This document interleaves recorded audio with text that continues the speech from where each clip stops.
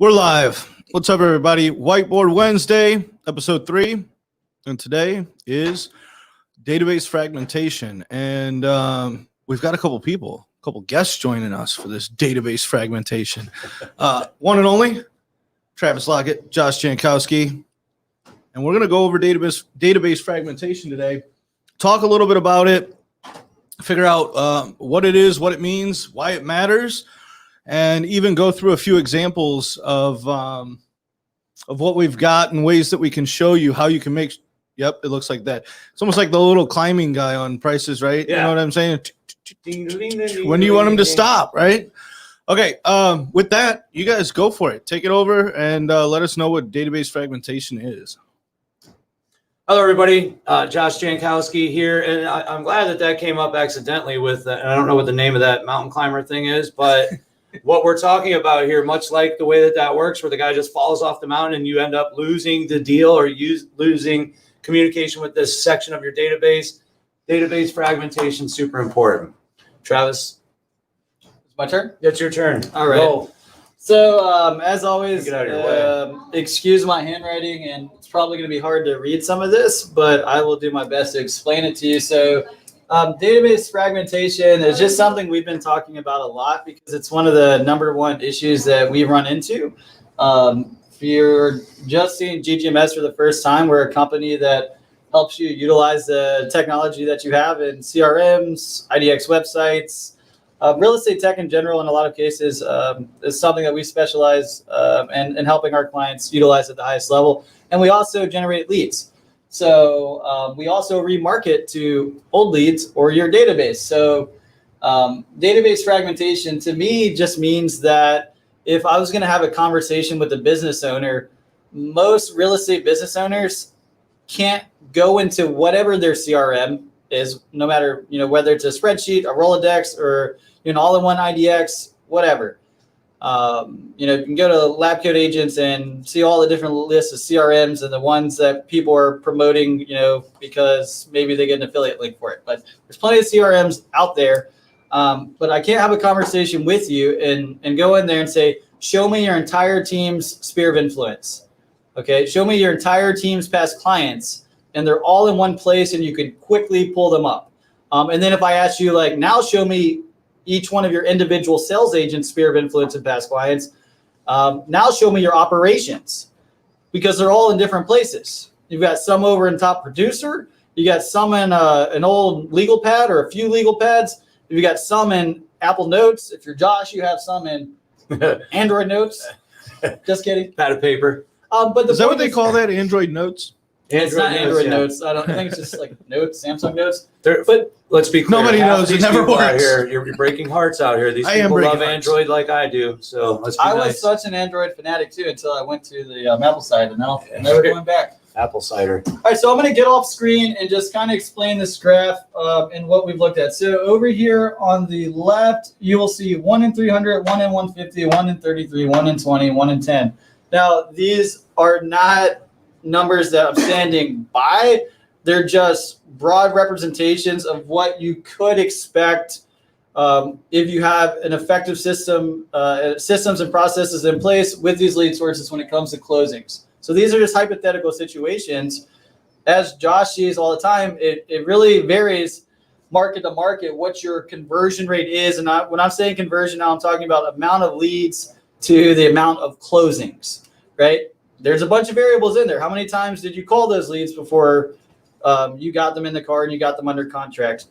What's the skill set of your agents? What system are you using? Do you have a system at all? So hypothetically here, we're looking at the lead sources at the end that are the highest closing percentage, and almost everyone out there will agree with this. So we're starting at the lowest. And what I have here are single property ads, or better known as like a squeeze page ad. So if Josh got a new listing, Josh just listed a sweet home, and he puts a squeeze page on there. Could you explain what a squeeze page is to people out there that don't know? Oh, real quick. Matt wants us to know it's Google Keep. Just for anybody out there that was thank wondering. You, Matt. I'm with Google you, brother. Keep. I'm with you. Don't let these Apple people talk all that nonsense to us. So when you take a listing, it's a good idea. You're going to create, like in some cases, you may create a single property website for that, a vanity site, whatever you want to call it. And the squeeze page aspect is where you're going to try to drive traffic to this page. And then on that page, you're going to try to collect information from these people, right? And it's not exactly the most effective. And there's a lot of opinions as to why. But we'll start with it's just one property, right? You're marketing one piece of property, so they have to have extra interest in that one spot. So yeah, so like say you have a listing that is priced like 20 grand under market value, so it's a good price, but more importantly, it photographs well. It has a pool, has an updated kitchen, great bathrooms. It's going to have a high click-through rate if people are scrolling through on Facebook and they just looked at a kitten GIF, or they watched a funny YouTube video that Jeff Lyons did. Shout out to Jeff, you're hilarious, dude. I hope you see this. Go check out Jeff Lyons' videos. He's one of the funniest real estate agents I know. But you see Jeff's video, and then you see, pretty house. I want to click on it. I'm going to click on it, and a squeeze page just does a Facebook login, and you get somebody's Facebook email, whatever's associated with their Facebook, and then you might ask for a phone number as a password.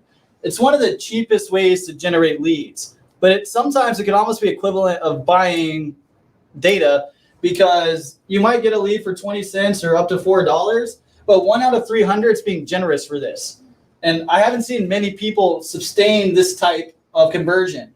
And when we get into this, we're talking 1 out of 300, 1 out of 150. Like there's some of these where like I'll joke sometimes where I could literally just walk to Publix next door and go introduce myself to everyone at Publix, and I would have the same conversion rate as some of these lead sources, because I'm introducing myself to people face to face and just going out and telling them that I could help them buy or sell real estate. So bringing this together with these type of lead sources, if you're literally only closing them, say like 1 out of 500 out of 400, you really have to think about how much time you have to spend calling these leads, or what your automation looks like for following up with these leads. But getting to more common lead sources that we see people use that are scalable, we're looking here at buyer terms for search engine marketing, which is also better known as like Google pay-per-click marketing. Josh goes into Google and says, I want homes for sale in Tampa. It clicks on your website, a pop-up comes up and it says, give me your name, phone number, and email, right? Yep. And then you call that lead. You have an automated drip text campaign that follows up with that lead. If you work with GGMS, you have follow-up campaigns that will follow up with them indefinitely, because we're just talking about closing rates within 12 months of the lead being generated. We're not getting into like long-time conversion, but here's buyer leads. So let's say 0.67%. A lot of people in the industry will say like, oh, you close online leads at 1%. Well, that is a very broad statement and could have dramatic consequences when it comes to your business planning. So we have 20 cents leads over here that would be considered online leads. We have 67 cents or 0.67 cents conversion rate leads here that might be $3 to $20 that are online leads. We have local service ads over here that could be considered online leads in some people's definition. So we're talking about like actual conversion rates, like it's really less than 1% at this point because of the saturation and the accounts we see. Okay. And what happens from time to time, we get calls from people and they say, I'm closing my online leads at 4%. What does that tell you right away? Like immediate.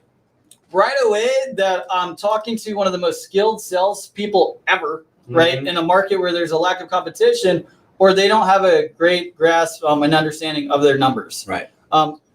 Bringing that all together, like when I say database fragmentation, we had the conversation earlier, like most teams, when I look at their system, they don't have all of their leads in one centralized place, right? Like that's how it should be. The people and the people you work with in the past, all these leads you're working with that have a high amount of follow-up required, we need to be able to go into one place, because we're going to need what our cost is per lead source, like how much money we spend on the leads, then how many closings they bring.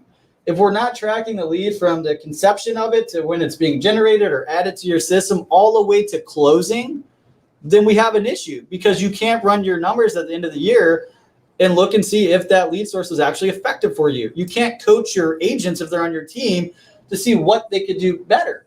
We get all the way over here. I'm sure, people could shout it out. You know what it is. The highest percentage of closing is going to be referrals generated from your sphere of influence or repeat business from your past clients. As marketers, it really frustrates me that when I go into people's systems, sometimes they'll have 10 sales agents, and I go into what should be their sphere of influence or past clients, and they have an average of 8 people per. It's a big issue. If anyone, as you're preparing for next year, and I know you want to hit your goals, you know your 2021's already started based on what you're doing now and over the past month, make sure you get all of your leads in a centralized place.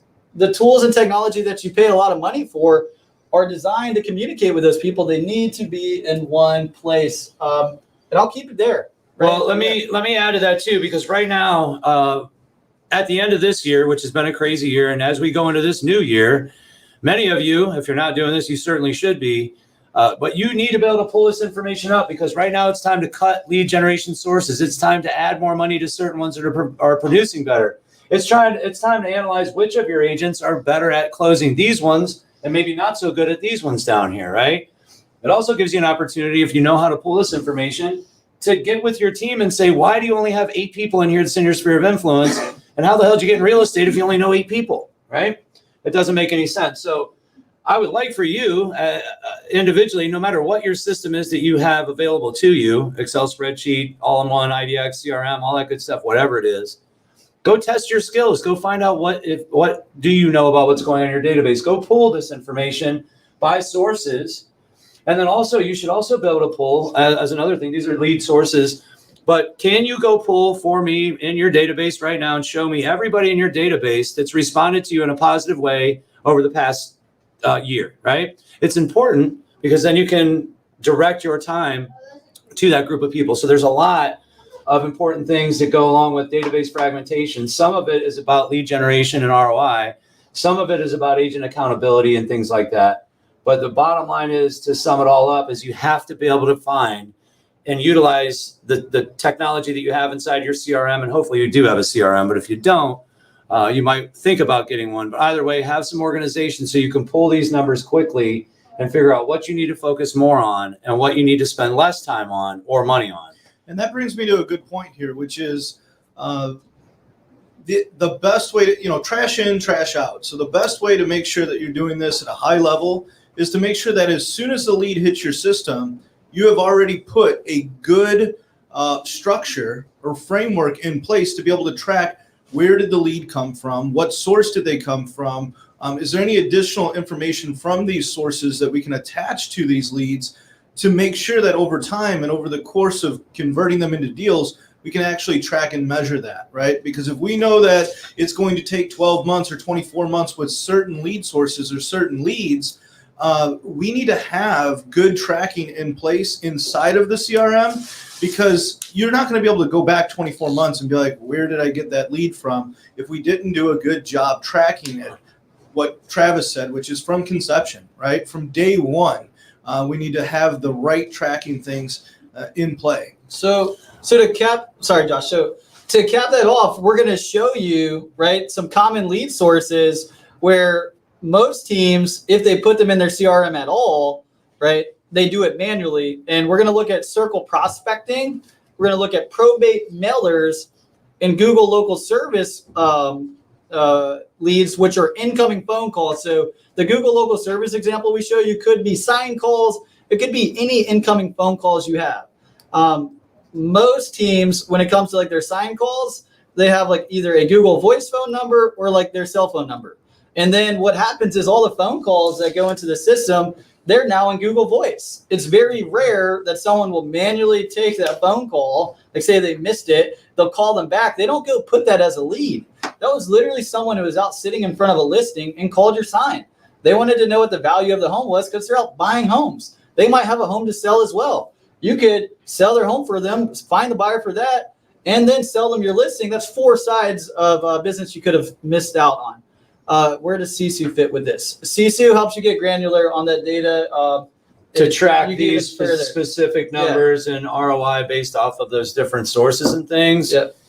And to sum it all up, with all of these, once again, real quick though, Sisu's tracking the information that you're putting into it. So once again, if you're not doing a good job segmenting your sources inside of your CRM, and if you're not doing a good job having those initial tags based on location, right?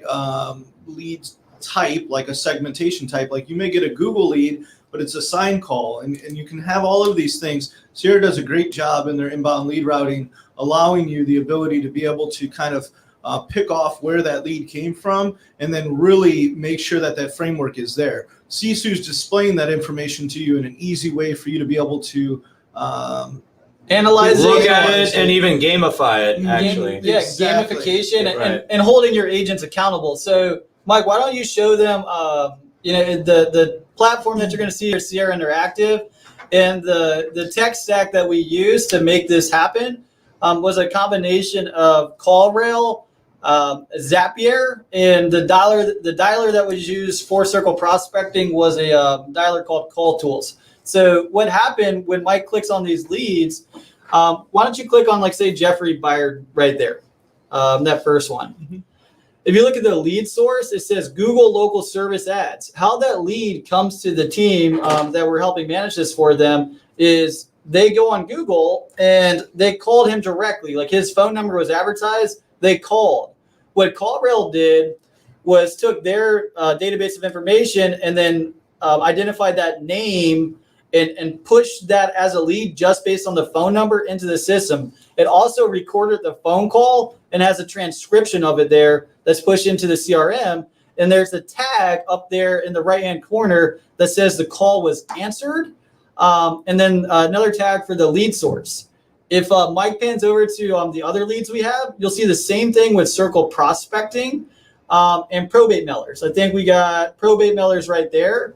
That was a specific phone number for mailing where, the agent literally spent thousands of dollars on that particular mailing campaign. You want to see if it's effective for you. So you have phone numbers. That's how people are calling you.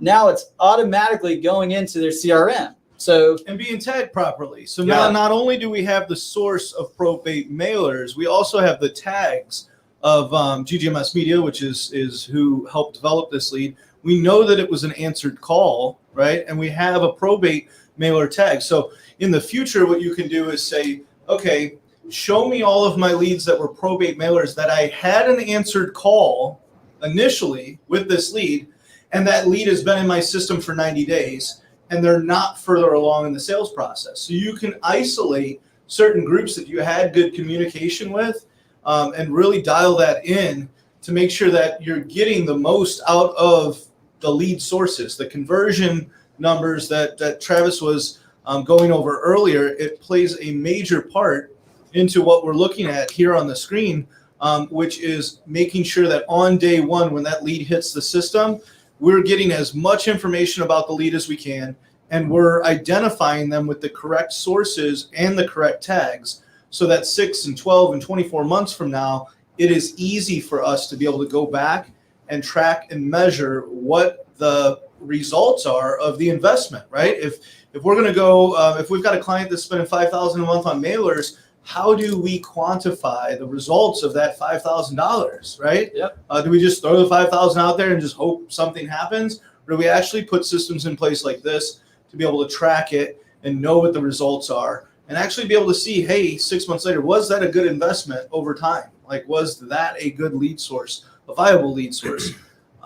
And make good business decisions based on that, right? Yeah, and I'll tell you what, many of you out there have the goal of getting a bigger database, a larger database. And we have people come to us all the time that have massive databases, 100,000 leads, 50,000 leads, 30,000 leads, whatever it is. Because their database is so fragmented when it gets here, they don't even know how to reassign those leads into the proper categories. So they have to basically start people over. But the point being, out of a 30,000 database of people, right? If I can take 3,000 of those people and put them into one section where I know exactly what I need to know about those people and how to go after those people, I'm going to make you more money with that 3,000 than you will with that 30,000 list of people that you have no clue who they are, what message they need to get, and how often you need to try to talk to them. And with these lead gen systems, with this tracking over here, what you'll notice is, like these guys down here, you collect them very cheap, right? Going to take probably, because you're catching them in curiosity phase, going to take a long time, a lot of contact attempts, phone calls, which take your human time, text, emails, all that stuff. So you have to have if you plan on making this work, you better have a really good system in place to make that happen. And then the goal is to take these people and make them start doing this for you. Because these leads produce at a higher percentage. Right? Yeah, I mean, and the thing is, if you have better systems and processes in place, you can afford to outbid your competitors when it comes to these lead sources. All of these, except for this Zillow and Realtor.com here, but all of these, for the most part, are auction-based platforms. Local service ads is a new lead source that Google's rolled out.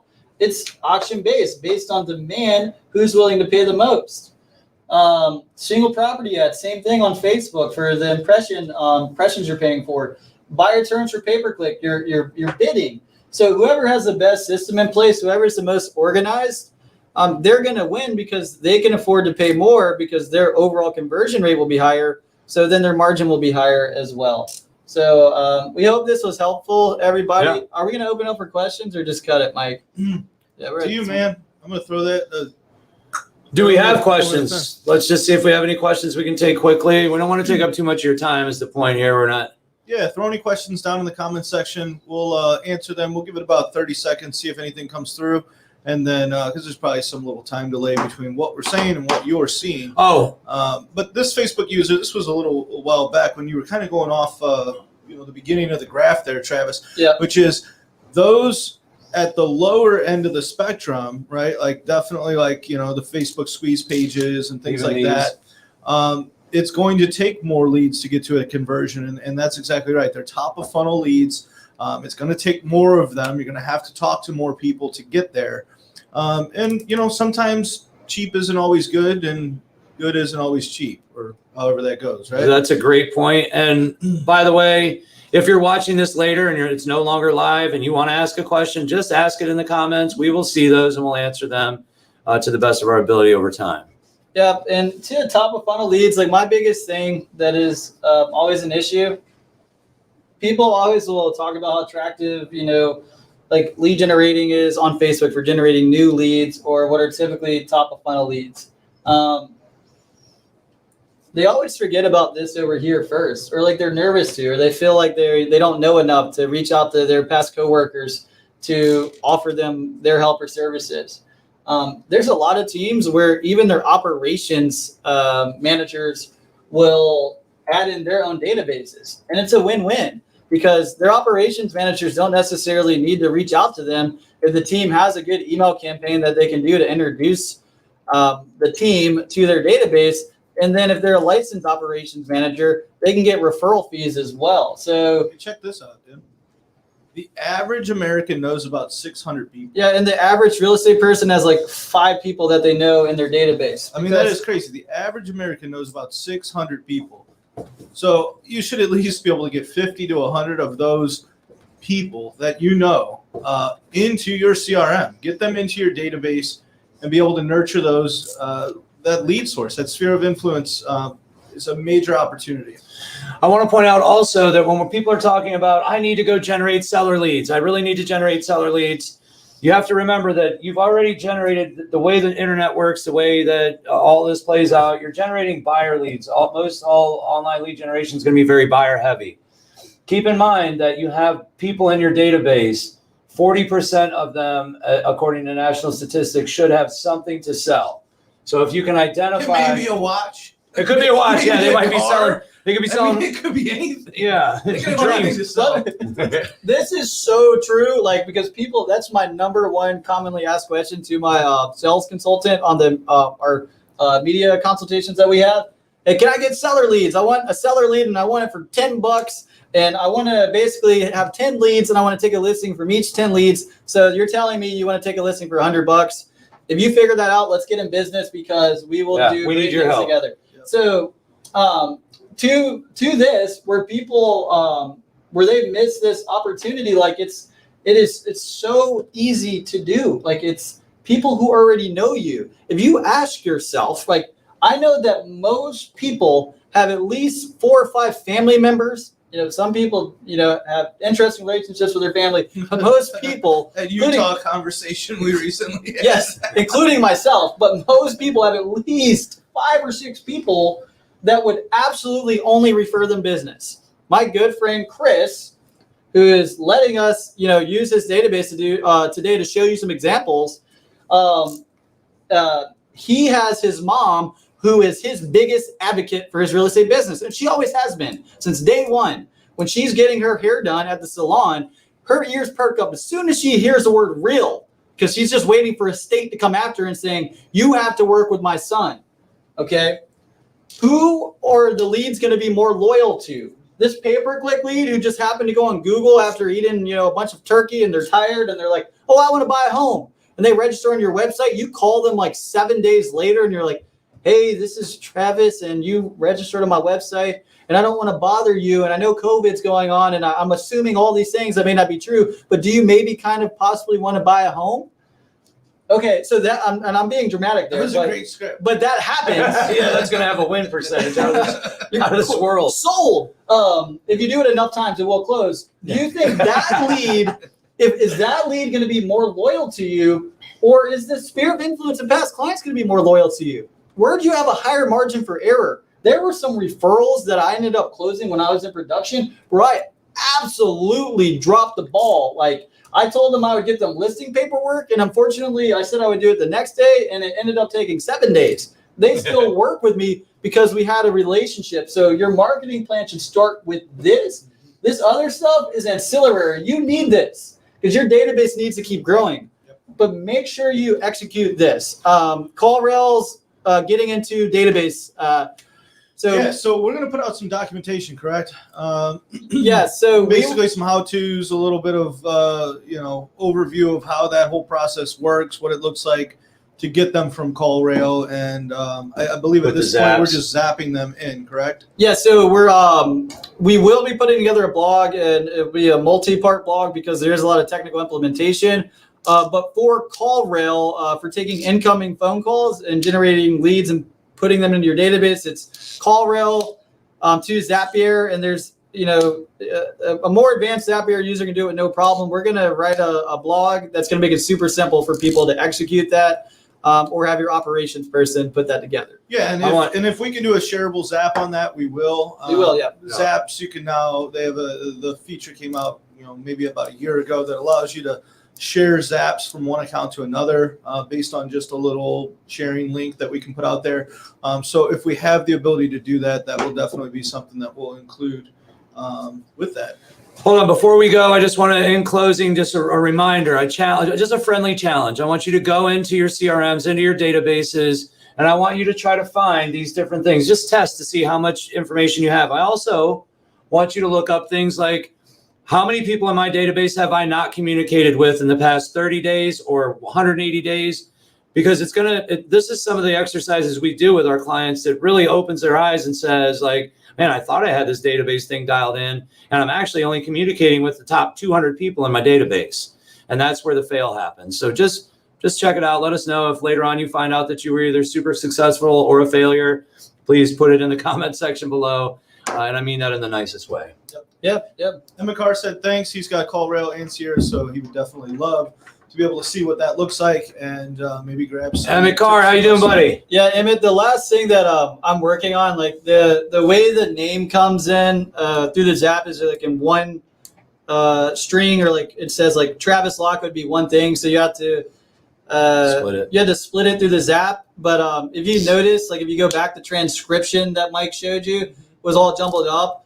We're just working on getting that transcription so it's agent caller instead of all being together. Yeah, can you zoom in on that a little bit, Mike? Yeah.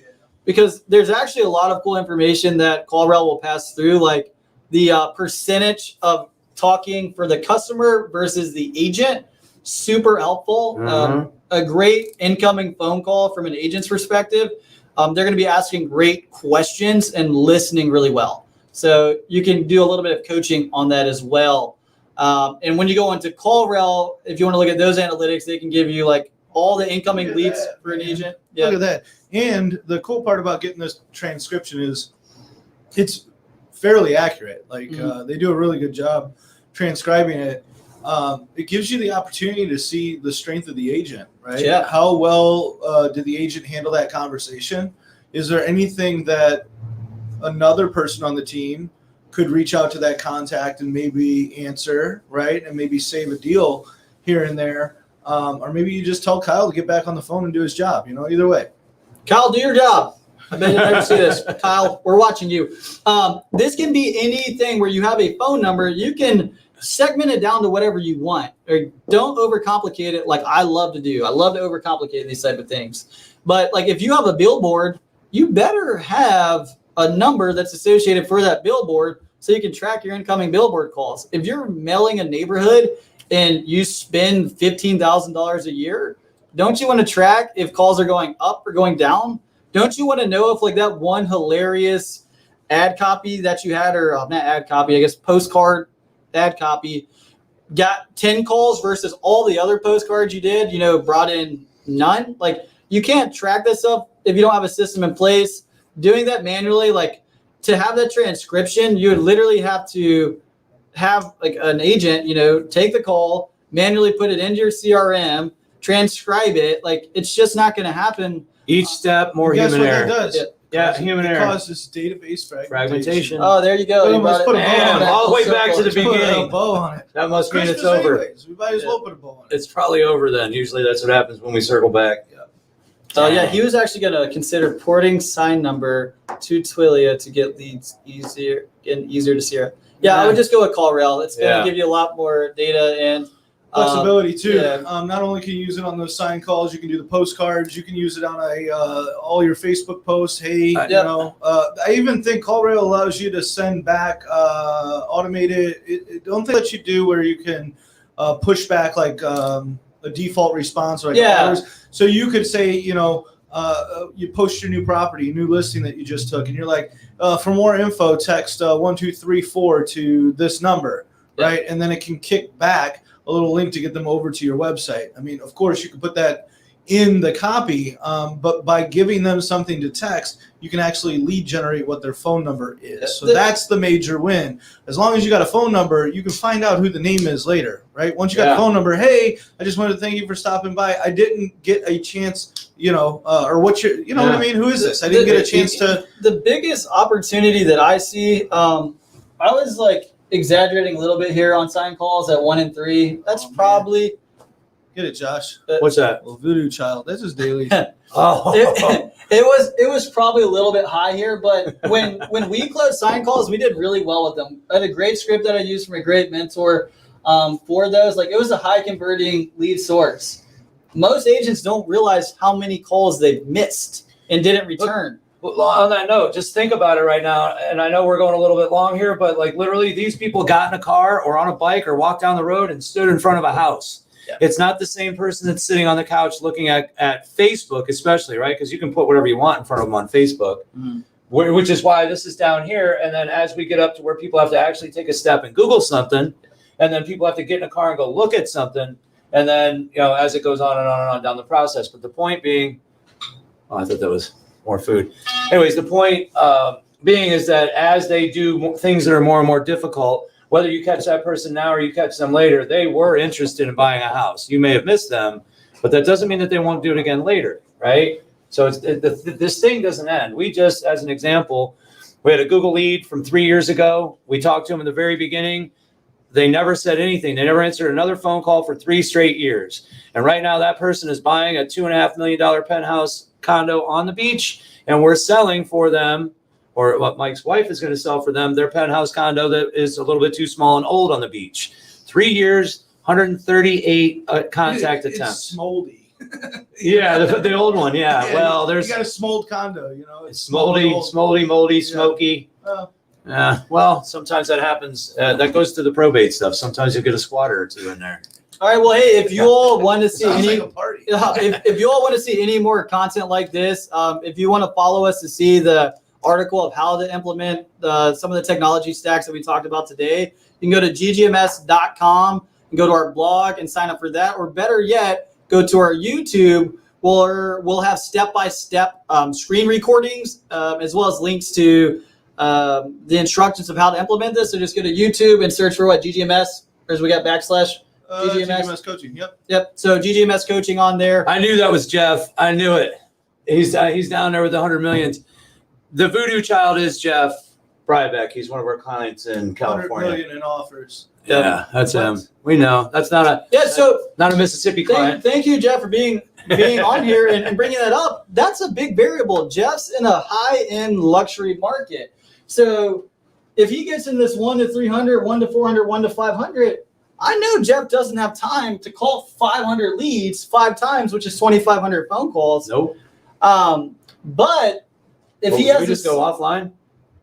But if he does have a system that is sending them property alerts, it's still up, Josh. If it's sending them property alerts and emails and texts over time, just like Josh just explained with Mike's wife, the system's doing the work for you. So, but that doesn't take away from the fact that when they first register, you still have to do the work. You still have to make some phone calls and talk to these people. So, anyways, hope everyone has an awesome week.